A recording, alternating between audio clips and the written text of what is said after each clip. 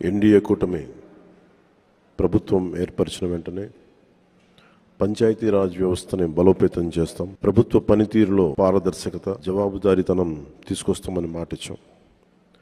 ఇచ్చిన మాట ప్రకారం ఈ నెల 23వ తేదీన దేశంలో మునిపెన్నడూ లేని విధంగా, జరగని విధంగా రాష్ట్రంలోని 13,326 పంచాయతీల్లో 4,500 కోట్ల రూపాయల నిధులతో 87 రకాల పనులతో గ్రామాభివృద్ధి చెందేలా, 9 కోట్ల పని దినాలతో 54 లక్షల కుటుంబాలకు ఉపాధి కల్పించేలా మహాత్మా గాంధీ జాతీయ గ్రామీణ ఉపాధి హామీ పథకం కోసం ఒకే రోజున గ్రామ సభలు నిర్వహించి తీర్మానాలు చేస్తున్నాం.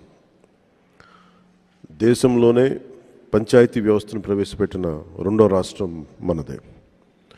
73వ రాజ్యాంగ సవరణ ద్వారా పంచాయతీలకు రాజ్యాంగ ప్రతిపత్తి కల్పించి 3 దశాబ్దాలు దాటింది. ఇప్పుడు రెండో తరం సంస్కరణలతో పంచాయతీ మలిదశ విప్లవం మన ఆంధ్ర రాష్ట్రం నుంచే మొదలు పెడుతున్నాం. గత 3 దశాబ్దాలుగా ప్రతి స్వాతంత్ర దినోత్సవానికి, గణతంత్ర దినోత్సవ వేడుకలకు మైనర్, మేజర్ పంచాయతీలకు నామమాత్రంగా 100 రూపాయలు, 200 రూపాయలు మాత్రమే ఇస్తూ వచ్చారు. మనం తీసుకొస్తున్న పంచాయతీ సంస్కరణలో భాగంగా 100 రూపాయలను 10,000 రూపాయలు, 250 రూపాయలను 25,000కు పెంచి మా ఎన్డీఏ ప్రభుత్వం చిత్తశుద్ధిని చూపాం.